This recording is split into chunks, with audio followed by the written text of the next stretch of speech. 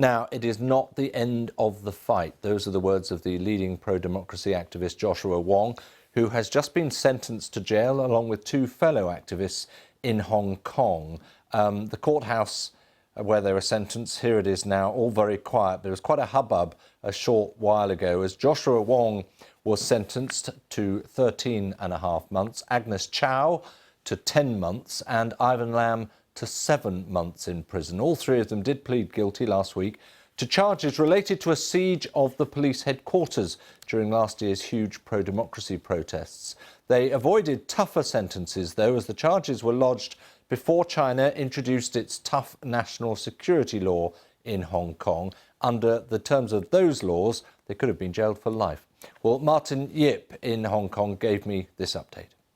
Magistrate Wong Si-lai has been describing the three defendants' role in this incident, which took place on the 21st of June 2019 in her judgment. And she described Joshua Wong as actively organizing this whole protest outside of the police headquarters non-stop. And she said she believes Joshua Wong did it deliberately. And then as for Agnes Chow, she also described her as an active participant in the event because of facts like holding the megaphone for Joshua Wong as well as chanting slogans. It's somehow an irony if you recall what happened last year. Many people called this protest since the beginning of last June as protest with no main stage, so to speak, which means it's almost a leaderless campaign. Yet today, this beside of the fact that the three of them pleaded guilty to the charges, the magistrate also found them organizing the protest, which some protesters might not agree. But anyway, that's the verdict that we have from the court. So if they would have done it any time after the 30th of June this year, the reason for me to repeat this date is the very day where Beijing's parliament, the Chinese parliament, has passed this piece of Hong Kong national security law and proclaimed it in Hong Kong, which took into effect immediately.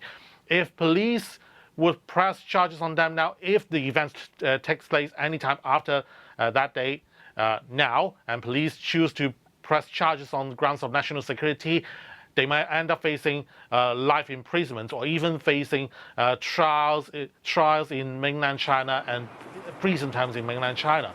That's a huge difference from what happened when they took part in this rally last year. Yeah, now obviously supporters of all three will be upset, disappointed, angry. One might expect, under certain circumstances, Martin, for them to want to come out and demonstrate, but there are conditions attached to any gatherings at the moment. Exactly. There are reports of around 100 people outside of the courthouse building showing their support to the three of them, but yet the COVID-19 measures, coronavirus measures, has just been reset at midnight this morning. We are now back to the stage where any gathering of more than two people will be seen as illegal. So anyone who wants to come out to show their support would really have to think twice, especially when there are multiple reports emerging at the very same time that the government is about to announce the increase of fine on these COVID-19 preventive measures, almost like tripling the amount of fine that could have drawn from these charges. So it could be quite a